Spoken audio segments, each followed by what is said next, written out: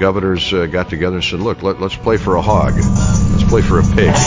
Ben and Eric gather at their laptops. One's a Gopher, one's a Hawkeye. Hello, everybody. Welcome to the Pot of Rosedale, a bronze pig full of hot takes. I'm one of your hosts, Ben, the Iowa fan, here along with Eric, Gopher fan. Eric, I'm feeling pretty good. How are you feeling after another week of football? Just sitting here shitting in my bed like a typical Gopher. So that's what I'm doing. What happened? I mean, I turned it off. Here's what I watched. Gophers had the lead. It was 4th and 11. The starting quarterback goes out.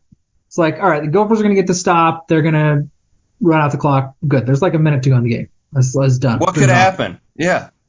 How could you lose this game? 4th and 11. And backup comes in ice cold. Yeah. Backup comes in ice cold, and they had just picked off the guy on the drive before. Thought they sealed it then, but apparently can't get a first down or don't know how to manage the situation to run out the clock. So then you got to get him back the ball. You get him to 4th down. McManus missed an open tight end, but that's another problem. He's trash.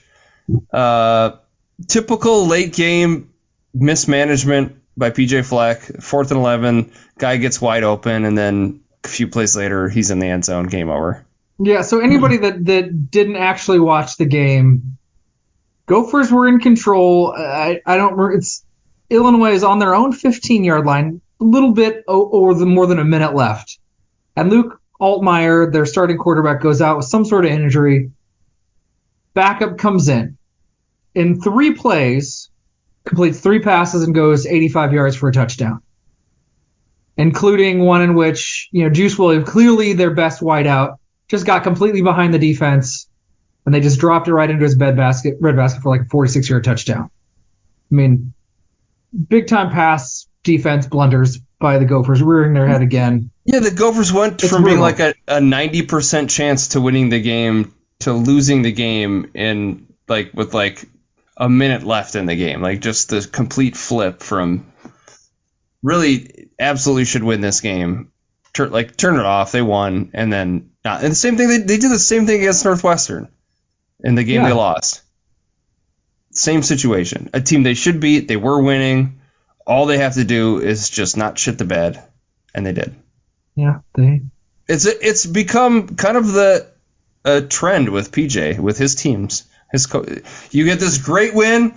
You beat Iowa. Floyd's coming here. You have. The Big Ten West is yours. Look at these teams that lost. Wisconsin loses. Nebraska loses. Iowa's tied with fucking Northwestern. All you have to do is beat Illinois and you're up at home. Can't do it. It's so frustrating. It really is. That's what being a Gopher fan is now. And I guess we'll take it because we're beating Iowa and we beat Wisconsin and whatever. But boy, is it just close the deal. PJ cannot close the deal. His teams just cannot. And mostly it's because their offense can't string together first downs, take over the game. And their defense has played pretty bad. No, the pass defense for the Gophers is bad. It's crazy because they've forced turnovers. That Newman guy has like 11 picks. Like they're forcing really turnovers, but they're giving up a lot of yards and letting receivers get open. And I mean, they'll kind of close the line of scrimmage is kind of run by the defensive front by the Gophers, but whatever reason that they cannot shut a team down. They cannot. They have to have a close game. They cannot blow teams out, and that leaves room for error. Miss coverage here, and it's over. You miss a wide open receiver, it's over. It is brutal. I saw. It does seem like Minnesota fans have a hard time tolerating PJ Fleck if the Gophers aren't winning. That seems to be a trend. I saw a lot of rage directed at PJ Fleck on Twitter, this last few days. Only gave up 74 rushing yards. Really, like I said, controlled the line of scrimmage. Illinois could not run the ball, but you give up 300 yards passing. Like you said, this Paddock guy comes in 3 for 3, 85 yards and a score. Yeah, I don't know what to say. I'm so frustrated by it. It's brutal. I was kind of joking, but kind of not joking about the setup to this conversation. I was, finished up the Iowa game, and I think I was working on supper, and I was like, all right, I'll get my phone on, I'll turn on YouTube TV, and check on the Gopher game, and I saw the score update when the Gophers went ahead on that like 32-yard touchdown pass by Calais McManus. It's like, okay, and then I saw the interception. I thought, oh, that might do it. And then I saw that Illinois had the ball like on their own side of the field, and then I like lost the connection.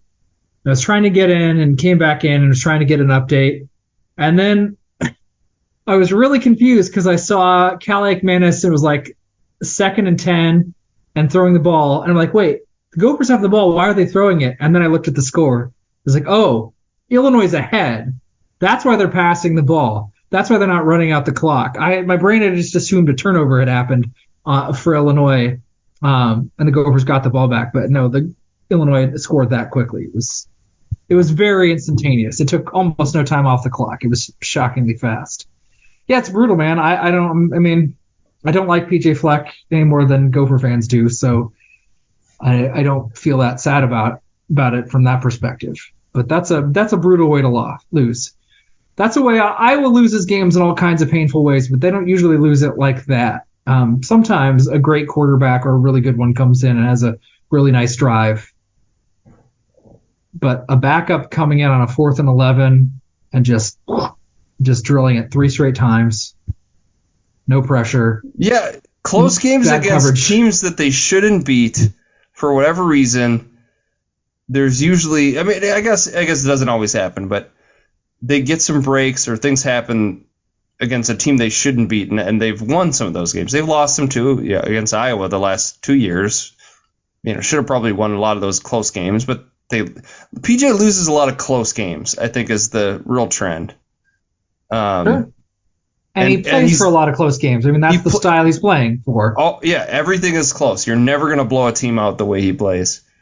And the Gophers probably don't get blown out. They get blown out by Michigan, but whatever. Everybody gets blown out by Michigan. But you keep it close. Generally speaking, you avoid getting embarrassed, try to keep it tight, and then make a play towards the end or get control. But the pass defense has just not really been good enough for the Gophers for that to be violent. It works against Iowa because Iowa doesn't have a passing offense. Right. Michigan State's is pretty bad too, but against a team with even a halfway decent, and apparently the backup is halfway decent for Illinois. Well, Altmaier threw for 3 touchdowns. Yeah, he was moving the ball. Yeah. They couldn't run.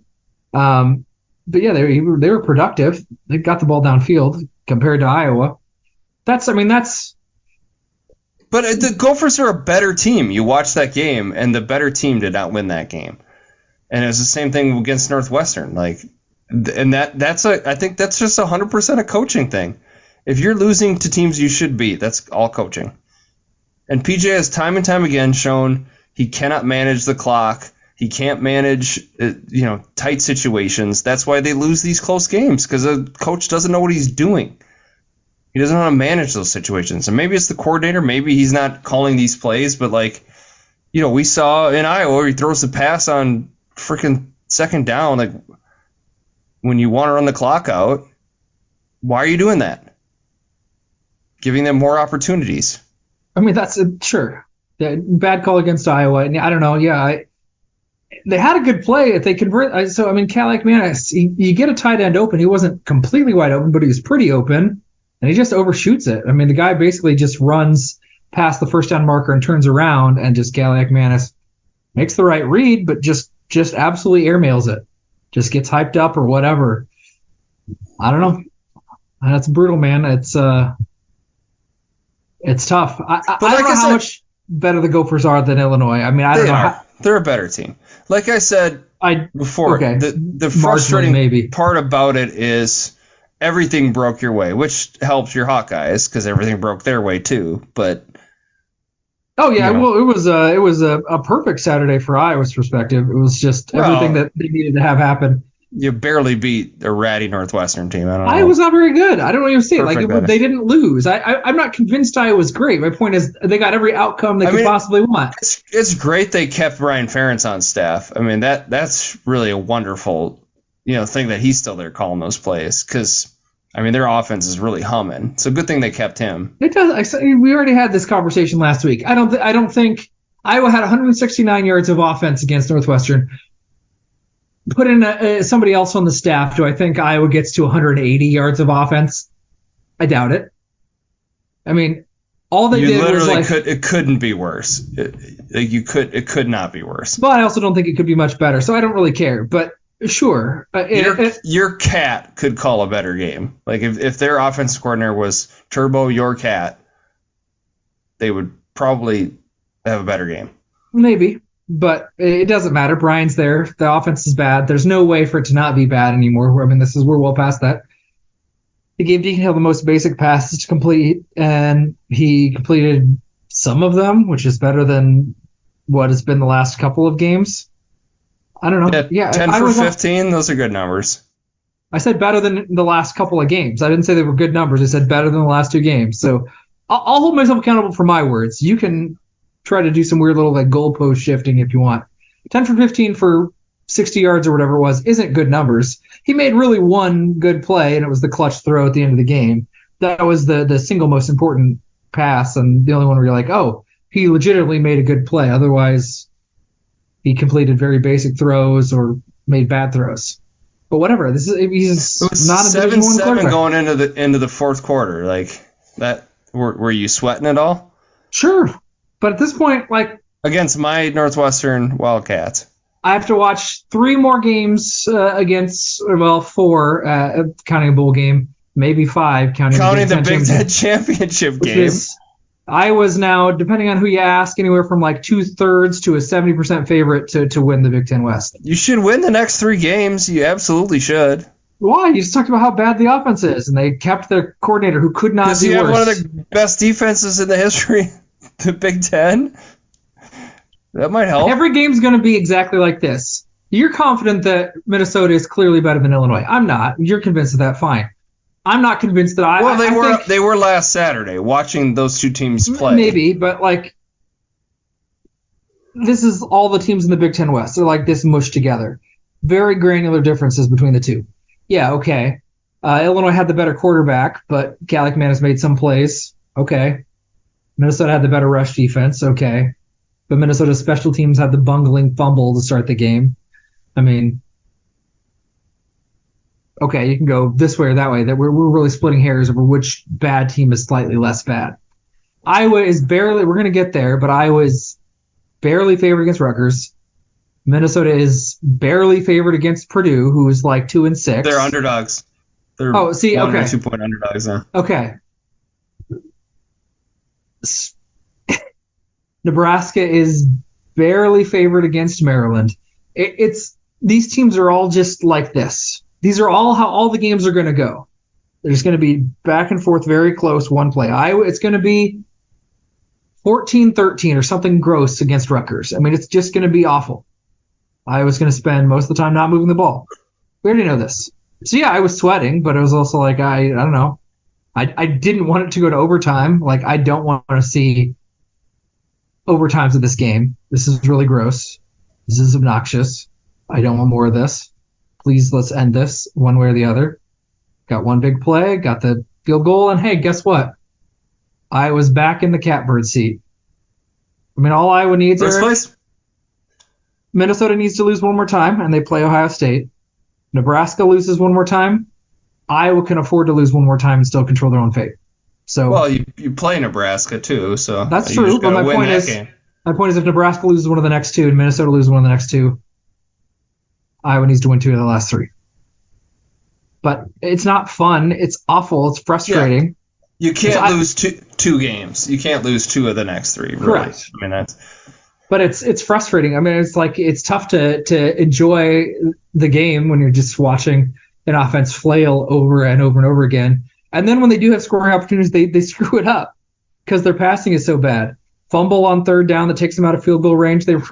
Iowa completed 1 pass on 3rd down, Eric. 1 pass. Yeah. How many yards do you think that pass gained?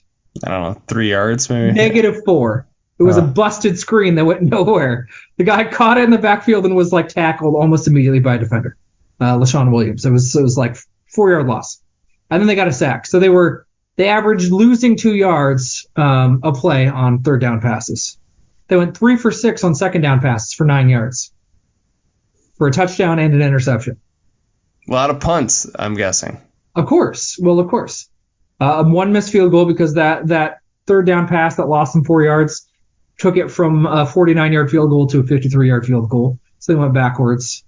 Interception on Northwestern side of the field to take away another possible field goal. I mean, the offense is just such a liability. Not only can they not move the ball, they turn the ball over. It's brutal. It's such a mess. It really is. The Big Ten West is such a disaster. If your favorite part of a concert is walking out with all the other fans trying to leave and waiting and getting stuck in like traffic and pedestrian traffic, that's your favorite part of a concert, then the Big Ten West is the division of football for you. Nebraska lost to previously 2-6 Michigan State. Wisconsin lost to the previously 2-6 Indiana. 0-5 in the Big Ten. Yeah. That was Indiana's first Big Ten win against Michigan State's first Big Ten. Right, win. Both of them, yeah. The Badgers, who you thought were going to be this air raid, they're coming. I'm so scared of the Badgers this season. Oh boy. I mean, their quarterback's hurt, but yes, they're not as good. They didn't live up to the hype. I'm not sad about it. I'm happy to be wrong on that front. I mean, I'm not shedding tears that Wisconsin has 4 losses already, and could lose 1 or 2 more times. I mean, they got to play the Gophers. I'm sure you're hoping Wisconsin loses that game as well. So. Well, that's what if Minnesota loses 2 of the rest of their games but beats Wisconsin, like, hey, great season. You beat Iowa and Wisconsin, Nebraska, let's go. Isn't that a Minnesota dream season? You finish 6-6, but 2 of those wins are against Iowa and Wisconsin. Like, yeah. Hey, let's go to Detroit. Let's hit the Motor City Bowl, baby. Let's go. Woohoo! Bowl game time. Woohoo! These offenses are so confoundingly bad. Wisconsin at least moved the football, but they just couldn't seal the deal often enough. Nebraska's quarterback is terrible. He can run, but he can't throw. He just makes bad passes all over the place. I mean, you have every single offense in the Big Ten West. Well, is it that, or is it just the defenses are so good? What do you think? Because, I mean, if you flip the script, like, I mean, is the East just better at offense?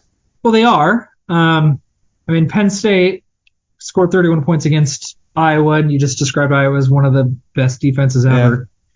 Yeah. And that's how they were able to control the game. We'll see. Michigan put up more points against the Gophers than anybody else. Wasn't even close. I think. Yeah, Ohio State's I think if there were some metrics comparing when the East plays the West, like what's the offensive difference? Maybe it really is just bad quarterbacks, and that's why the Big Ten West, the games have been so low scoring. It's just bad offenses, not really good defenses. Well, it's a bit of both, but it's I think more the bad offenses than the defense. I mean, we went over the quarterback rating, and that was way early on. That was maybe a week or 2 into the Big Ten season maybe even that was just the non-conference, and it was awful. And that wasn't any Big Ten games. Right now, the QBR, the top 6 are all in the East. Yeah. You have to get to 7 as Kaliak Manis, but the top 6 are all in the East. He's 7? Oh my God. Yeah. See, you've done a lot of track. Well, first of all, you really hyped up Kaliak. I remember how you thought he was great, best quarterback you've seen in a while for the Gophers. That's what you were talking about before the season began. I thought he was going to be good. I was wrong. I was definitely wrong. But yeah, if you look at Minnesota. But if he's 7, if he's approximately the 7th best quarterback in the Big Ten, and all the other Big Ten West teams, I mean, that is brutal. Because I watched him play against Iowa and skip passes. I saw him miss the throw. I've seen the highlights. Yeah. It's bad. It's just bad that he would be like, oh, well. Deacon Hill still has not thrown enough passes to qualify, I guess. I don't know how quite that works out, but. I mean, rightfully so. Iowa's got to do their best to minimize the damage, and they're in a position where if Iowa's got any kind of lead at all, they're not going to take any chances on passing. I mean, yeah, if you throw Noah Kim out because he hasn't played for injury, the bottom half of all of the Big Ten is Big Ten West quarterbacks, and the top half is Big Ten East. I mean, it's like a dividing line, clearly, which is makes just sense. wild. Yeah, and there are great defenses to very good defense, but most of them aren't incredible. Especially Iowa's got an elite pass defense, but Iowa probably has the only elite pass defense in the Big Ten West. A lot of really, really great run defenses. Nebraska's got an elite run defense, but I mean, people pass the ball. Colorado passed the ball on Nebraska. North Carolina passed the ball on the Gophers. Right. A lot of teams passed the ball on Illinois that weren't in the Big Ten. So I think it has more to do with just really, really abysmal offense is what I would say. I mean, it's terrible. Not a lot of creativity, and everybody's kind of like, well, their offense sucks too, so I don't want to take any risks. So let's just grind this out into a pitiful, painful, slow, tedious game. Do you think this ever changes? Like, I know the Big Ten has always been sort of the black and blue kind of 5 yards in a cloud of dust idea, but like, is the Big Ten always gonna be like this? What the hell? Well, I want to make a caveat. This is the Big Ten West. There are actually legitimately good offenses in the Big Ten East, right? Yeah. I mean, and even ignoring Penn State, Michigan, and Ohio State, all have varying degrees of quality offense, some more so than others. Maryland has a good offense. Rutgers is less bad. I wouldn't call Rutgers good. And the same thing with Indiana. Theirs is probably not good, but it's just less terrible. But there are teams that can move the ball. And Purdue... At the top. Well, it's not a coincidence the best teams are the ones that have really good offenses and also a quality defense. But the vast majority of the teams in the Big Ten, yes, a lot of them are in their West. The vast majority of all the teams. Like you mentioned, Indiana doesn't have a good offense. Like...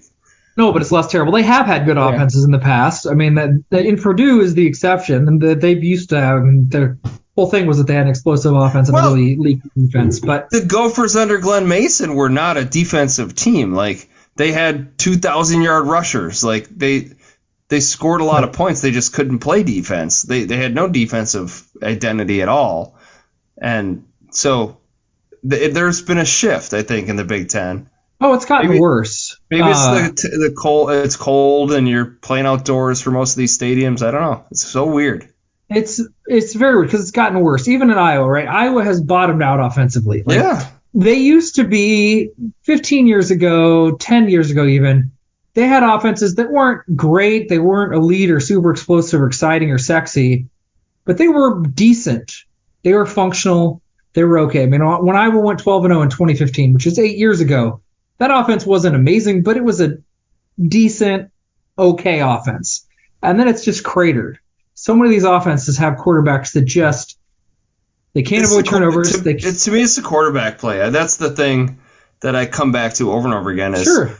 Because that is missing open receivers is just, to me, inexcusable. That's the problem, yeah. You should be able to make a spiral throw as a quarterback who's on the road to be a professional quarterback. Like, you should be able to throw a football to an open guy. That's just like a basic thing you should be able to do. And these guys can't do it time and time again. They just can't do it. Deacon Hill could not throw it to an open receiver. Kelly Ekmanis cannot throw it to an open receiver. Yeah, you see it week in and week out. Yeah, it's kind of bizarre, and I don't know. There aren't a lot of teams don't run this spread really. There's not a lot of creativity from the offenses. So some of that is you also just say, hey, we're in the Big Ten West. But there were years that the SEC kind of had that identity too, where LSU, those games would be 10-7, and Alabama would 14-10, really low scoring. No, they win off punt touch. There were seasons in the SEC like that too. Yeah, so, but all those ones evolved. Maybe no, but I mean, I think it's just some of it's that it's changed. But also those teams had their defensive line were all NFL guys. You know what I mean? That's a little different than the Big Ten. I suppose there are a handful of Illinois. There were two defensive linemen. There was one guy who I think was hurt. One guy was a preseason All-American, came in. They had two defensive tackles that were unbelievable, really impressive. I'm sure going to be NFL players. So every one of these Big Ten teams, how many guys in Iowa are going to play on Sundays? There's a fair amount on their defense. Oh, sure. I mean, a couple of linebackers, for sure Cooper DeJean, probably a couple of D linemen, although, I mean, none that are just out-and-out standouts. But sure, the defenses are great or good, but it just doesn't explain how bad the quarterback play has been really for 2, 3, 4 years. It's such a weird stretch. But COVID? Blaming COVID?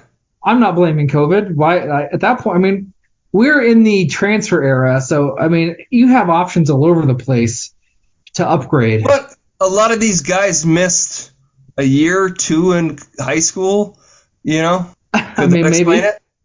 Could. That's an interesting hypothesis, I guess. I don't know. Maybe that year of high school development would have made a huge difference. I would guess not, but that's something. That could be it. But it seems that this problem is really particular to the Big Ten West. In your SEC example, they had tight, low-scoring games, but there's rarely been a year where the SEC offenses are like this bad as like the Big Ten West. I mean, they are almost to a T, just terrible. Illinois was really kind of the best offense in the Big Ten West. That, or you could argue Purdue. But it's bleak. And yeah, I do think it starts with the quarterback play and just the overall offensive schemes. And I don't know. It's brutal. But it's a mess. It's not fun to watch, I guess. No. For me too. Like, I have a hard time watching these games. Well, that's part of the thing that like people miss when it comes to Iowa. Just win, baby. Like, okay, Iowa did in fact just win the game 10-7. Ugly. But it can be so tedious to watch. And this is ultimately entertainment, at least ostensibly, right? Like we're watching to be entertained, and the games aren't entertaining. The stakes are heavy, and I want Iowa to win. It's miserable. Watching a punt over and over again is not really why I sign up to watch football, you know. Not really my idea of a good Saturday for 4 hours. For the general fan, that's true. And I don't have a problem with like a blue collar, we're going to run the football and control the line of scrimmage game, but Iowa hasn't been that for a long time either. I like watching Iowa when they have like a 2-score lead. Then it gets really, really fun watching other teams try to move the ball. That can be exciting, but Iowa's offense is so bad, you don't get to see that very often of Iowa with a lead. And then other teams just having no hope of scoring. That could be fun for me. But yeah, it's brutal. It's not an entertaining brand of football. That's why I use my like analogy. This is like just the slow walk to your car after a concert, and then you're just like sitting there in the parking ramp, just slowly inching along, waiting to get like on the interstate to get home. That's sometimes what these games feel like. Like not the concert itself, the part where you're like elated and excited and hearing your favorite songs. This is, oh geez, I just want to get home. I'm just like stressed out. I'm tired. I want this to be over. But we've got 3 weeks of this left. 3 brutal weeks left. And your team's in first place. Sure. I mean, what a way to end the Brian Ferentz era. Like going 9-3 and winning the Big Ten West and then getting clobbered by Michigan or Ohio State. What a lovely little like epilogue for the Brian Ferentz era. So let's sort out this upcoming weekend. I mean, I think we're going to focus on the Big Ten West. But obviously the biggest game, the eyes of the college football world are going to be much more concerned about the outcome of Michigan at Penn State, which is at 11 o'clock, which is a really weird time to have your premier football game. I don't know how that happened. Very weird to me. So let's talk about this. Especially because the night game is Ohio State, Michigan State. Like, why did they flex those or switch those? Yeah, who cares? Yeah, I don't need to see Ohio State. Ohio State's 31.5-point favorites over Michigan State. Is it because they know Michigan's cheating and they don't want to highlight the cheatingness? They want ratings. They don't. I mean, I don't think TV networks really care about moral high grounds. If more people are going to tune in because of the cheating, then you'd want to. What would be the best spot to place the game to maximize that? Because I'm getting a bit of this like Michigan hate, like it's all the Twitter nonsense. Catch me up on it, right? So we know the guy. There was a guy that was on the sidelines for. Was it Central Michigan? Central Michigan playing Michigan State. Yep. We know he was a Michigan employee. And he has since been fired, right? He quote unquote resigned. Maybe they asked him to. I don't know. He resigned. He had been suspended with pay. Then he resigned. He's refused to cooperate with any investigation, and he claimed that. And he said in like a statement, "I did whatever I did on my own," which is complete bullshit. There's no way that's true, right? You don't think that's true? You don't think that's true? No. You don't think he ran this scheme and was paying people to attend games and running this thing? I did see somewhere that did they exonerate Harbaugh in any of this, right? Wasn't there some report that came out that showed they investigated it and they've concluded he had nothing to do with it or wasn't aware of it? That's his claim. I don't know if that's been definitively decided one way or the other. He's going to do the college football head coach thing of like I didn't know this was happening. That's when we on the other podcast when we talked about, was it The Program? This is why that movie, I mean, I don't know that it's a great movie, but it made some great points, I guess is how I'd put it. He didn't want to know about the guy on steroids because he wanted to be able to say, I didn't know about anybody using steroids. Jim Harbaugh may have gave himself enough space for plausible deniability. I don't know. We don't know for sure, but a lot has happened, but the Big Ten programs have said, Big Ten Conference, you need to punish Michigan for this. We already have all this evidence. They need to be punished. There's a whole bunch of due process, and it's this thorny situation legally or whatever. They said to Michigan, they being the Big Ten, hey, all right, we might be subjecting you to some discipline. We're going to give you get 2 days to respond or whatever the rule is. So here's our like formal notification that we might be, invoking some disciplinary action. I think from the little bit I've gleaned, through the Twitter scuttlebutt, is that it'd be like a Jim Harbaugh suspension, which really is nothing. How many times does that happen? He's already been suspended once this year. So who cares? Would it matter that much? I don't think so. There could be deeper punishment from the NCAA down the line. Of course, they like ratings. People want ratings. Would they want to do anything? Would they want to actually just tell Michigan when they have one of the best teams in college football that they can't participate in the playoffs? I doubt it. And that's kind of what Michigan wants, is they kind of want to hold off. Anything that might happen, they want to push till after this season because they have a great team. And, they're making a serious playoff push and a national title push, so they don't want any of that stuff. I saw something online. It was like a picture of I can't remember what team it was, the sidelines, and there was like 4 guys with different colored jerseys, and they had these pictures of like weird signs on it that they're all giving different signals to the quarterback, and I was like, what are we doing? Like, just give the quarterbacks the headset, like in the NFL. Like, why are we doing these stupid, crazy sideline signals when there's the technology to just tell the quarterback what the play is? Like, it's crazy. What the hell? It is stupid. Like, for a while, I think the logic was like not everybody have access to it and it wouldn't be fair. But at this point, there's enough money to go around so that billions of dollars. Every program can just be gifted one. Yeah. We can say, hey, University of Iowa, University of Minnesota, we have plenty of money. Here's money for your headsets. And what's the cost for that? It's a radio signal, right? It's like a headset. Like, I have one on right now. I agree. We should. I agree. We should absolutely just do that and move on and say, hey, we don't need to have signs sent in anymore. This is really dumb. Just let's use headsets. That I agree with that for sure. I mean, the Michigan narrative, hey, is maybe this guy acted alone is nonsense. And there probably are harsher punishments coming, but I don't think anything super harsh is going to happen, prior to the national championship game. But I think if they did instruct this guy, through somebody, right? If maybe it wasn't Harbaugh, to buy tickets to these stadiums and then somehow get credentials he was on the field, right? Well, that's what's so funny about this. Like, so that Central Michigan thing, right? Like, we have to, it's so annoying and so stupid. It looks like him. I'm pretty sure it's him. The head coach for Central Michigan's like, we're trying to figure out who that guy is, or figure out what that situation was about. And you gotta know who's on your staff, right? And even if you didn't know as the head coach who's on your staff, somebody would know who's on the staff.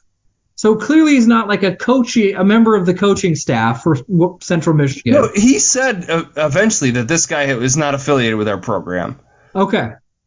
But I think that has been said. The allegations go deep that apparently Central Michigan had some ties to some people that worked at Michigan at one point or another. So maybe somebody called in a favor. The freaking Ohio State head coach got caught up in this too, right? Didn't he have some family members that were associated with the university that were somehow tied to the signal stealing scandal? I don't have all the Matthew Day, the Ohio State head coach, he was caught up, and I think eventually they said that there weren't any direct connections between him and the family members that were tied up in it. But I think the issue is that his brother is the one that investigated or was doing the investigation. So the idea is like Ryan Day was just out to get Michigan and had his brother, look in and find evidence. I think that's the alley. I have no idea if that's true. It could be. I mean, from the Michigan persecution complex side of things, this is Ohio State being mad because they couldn't beat Michigan, so they're just trying to punish Michigan because he is mad because Ryan Day can't beat the Wolverines. So the nonsense goes on and on. I mean, the bottom line for me is that I don't think anything's going to happen meaningfully this season. All the Twitter nonsense has made me this is the most animus I've had towards Michigan in a long time. I would really like Penn State to win. I'll be rooting for them. They're not going to. I don't think so. No, okay. Michigan's gonna blow the doors off them. Okay, I'm gonna. You know what? I think Penn State. Not only do they cover the pretty meager 4.5 point spread, I think the Beaver Stadium's gonna be jacked. It's in Happy Valley. I think Penn State's gonna for a brief shining moment rise up and actually beat the most hated team. Well, that really complicates. Ohio State. And then what if Michigan beats Ohio State? They'd have the tiebreaker. Right? Yeah, there'd be some crazy convoluted tiebreaker that would come up in that scenario. And that's what I thought would happen. I think Penn State's really good. They got beat by Ohio State. It wasn't a horrific loss, but Ohio State was just better, at least on that day. The other stuff, Indiana's playing at Illinois. Illinois 6.5 point favorites, so I guess Illinois wins. Yeah. The less exciting game. The other 11 o'clock one. It matters a lot to the Big Ten West. Sure does. Maryland at Nebraska. Maryland's actually is Nebraska. I thought Nebraska was favored. Nebraska's a 2.5 point underdog. Yep. Maryland's on a 4-game losing streak. Started 5-0. They've lost 4 straight. I know. They need to win bad. Oh yeah. They still have.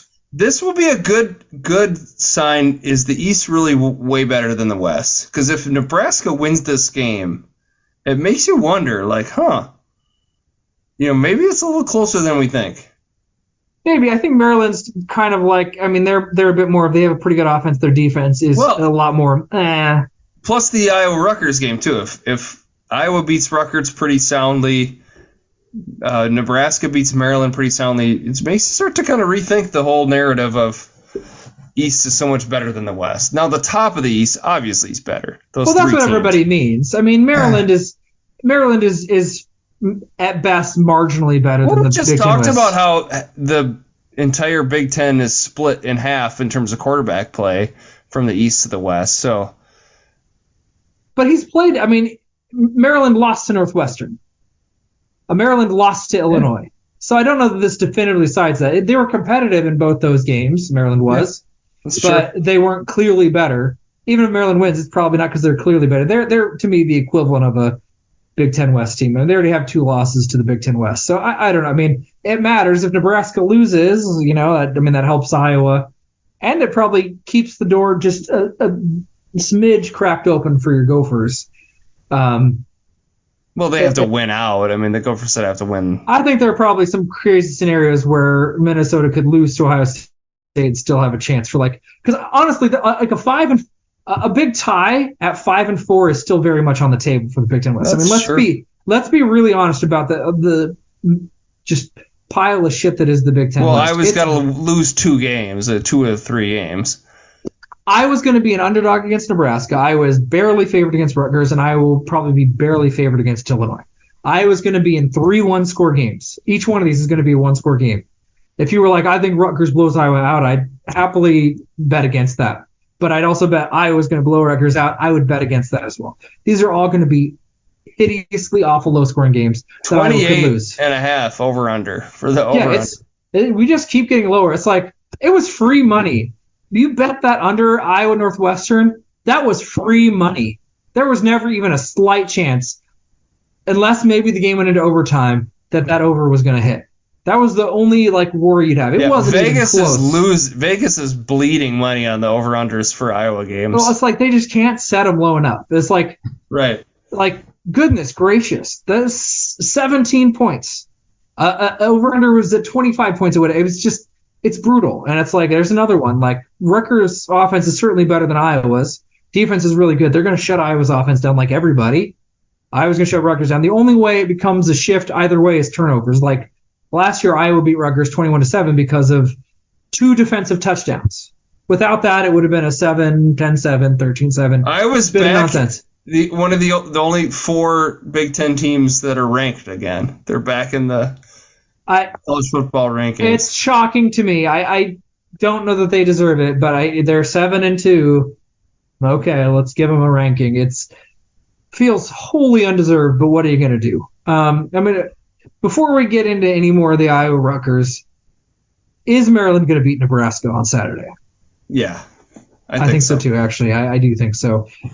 Their strengths, Nebraska's biggest strength is their run defense, and they're going to shut Maryland's running game down. But there's going to be some hay to be made on the back end, and Nebraska's offense is, they got a quarterback who can run, and that's it. They can do their old throwback off option game, but boy, he's a liability. That Harburg guy, he can run, but so yeah, I think Maryland ends their losing streak. They need the win bad because they still have, I don't remember which team they have. I think they still have Michigan on the schedule. So they've won next week, so it's bad. But then Iowa Rutgers, I'm going to pick Iowa, but it's a shrug. I'm not, again, I'll pick Iowa. I'm not confident one or the other. It's going to be hideous, but I think the fans are going to be out in force. I think probably Rutgers makes too many mistakes.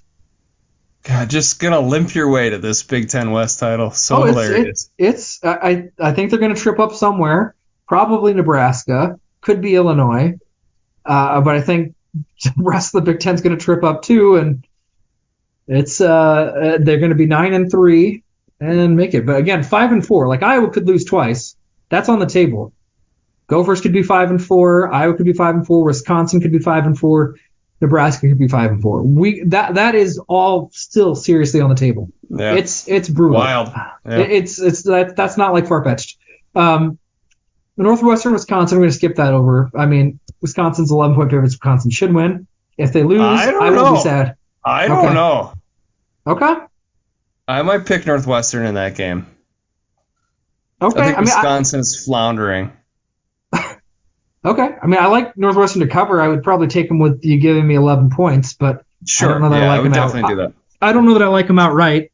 Their defense is bad. Iowa's offense is just also bad.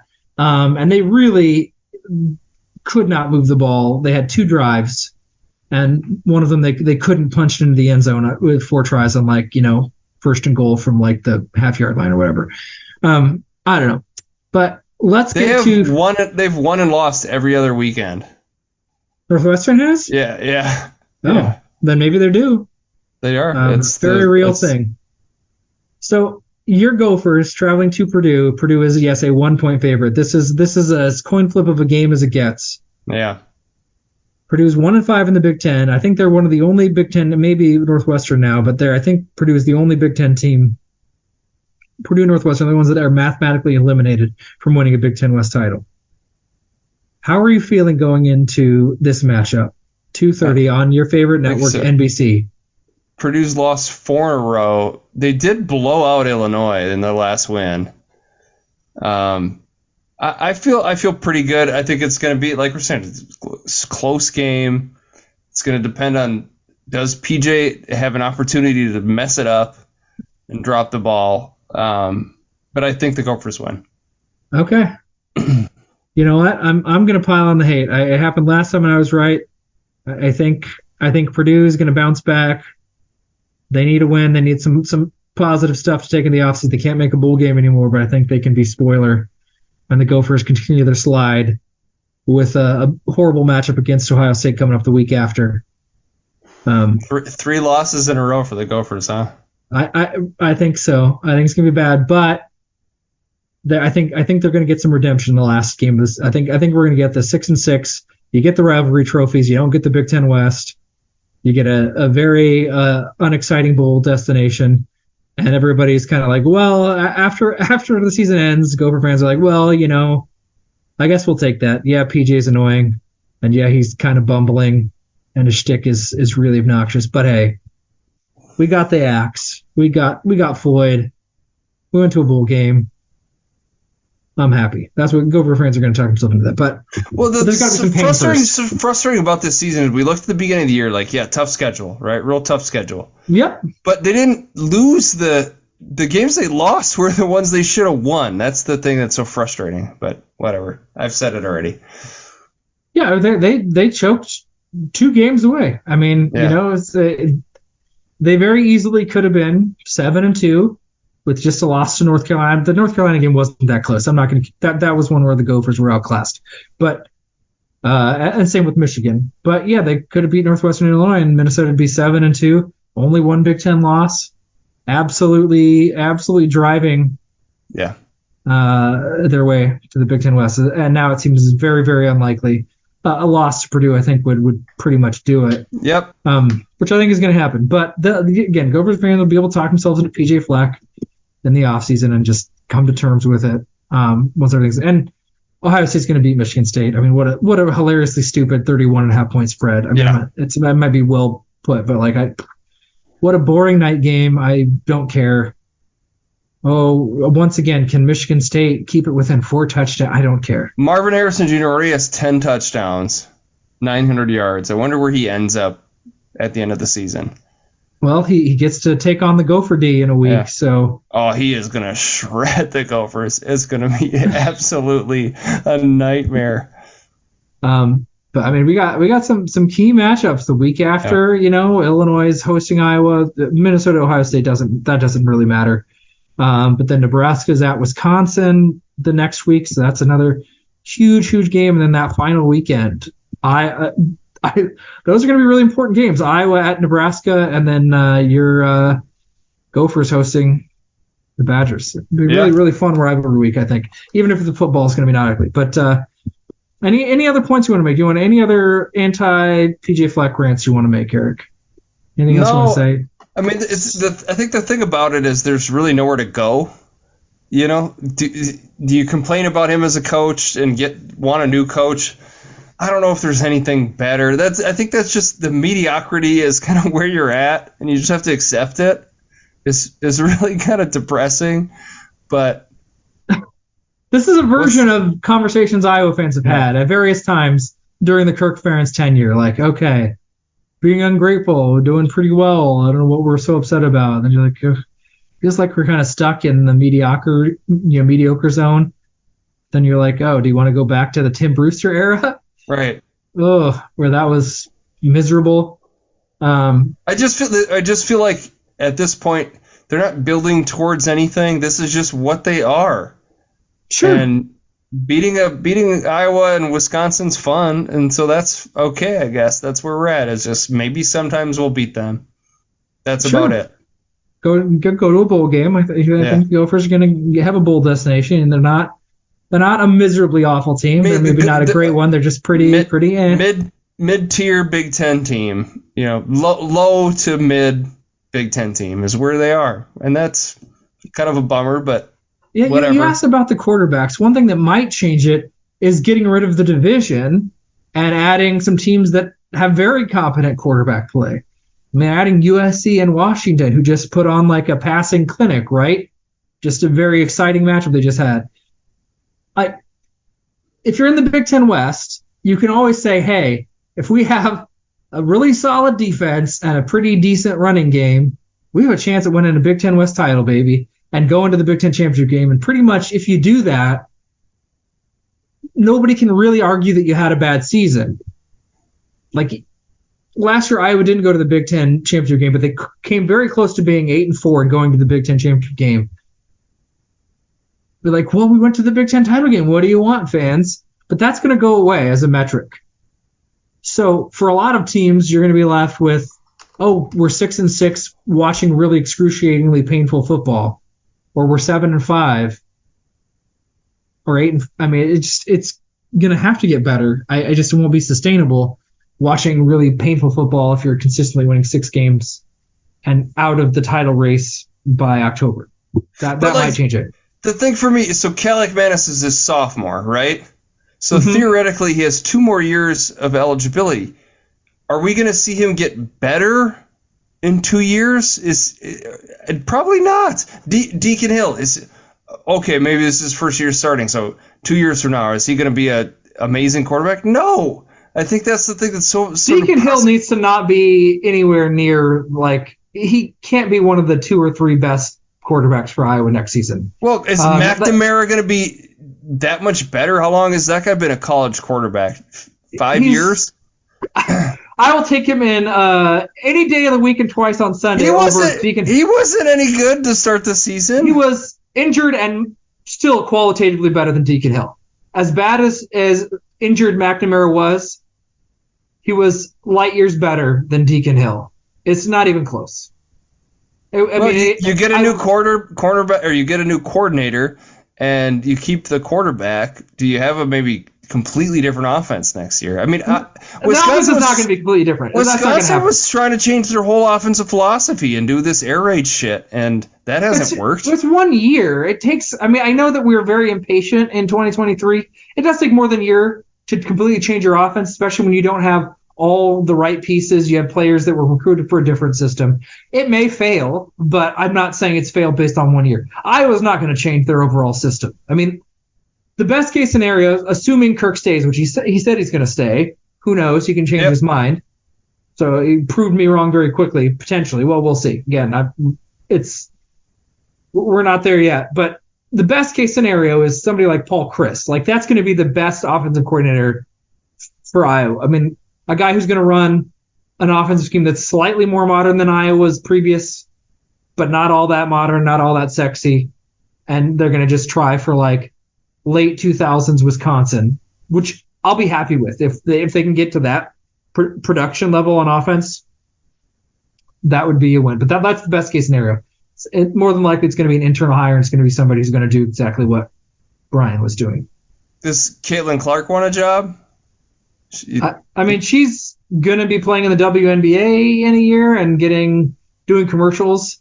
I don't think she wants the Iowa football offense stank on her. I wouldn't. I mean, she's already probably making over $1 million a year on stuff. So I think she's fine. Getting that high V money. Sure. And the State Farm. She's a part of the State Farm, the Jake from State Farm. She did a thing with him. Anyway, she's getting paid. Good for her. Happy for her. She's awesome. Iowa women. The road back to the title game started yesterday. But anyway, everybody, we're rambling. Go Hawks. Thanks for listening. Like and subscribe if you want to do that or not. Yeah, up to you. Give us a rate. We appreciate it, but it's not required, yeah. Feedback is always appreciated. Sky you mom, row the boat. Gophers. Yeah, baby. Bye.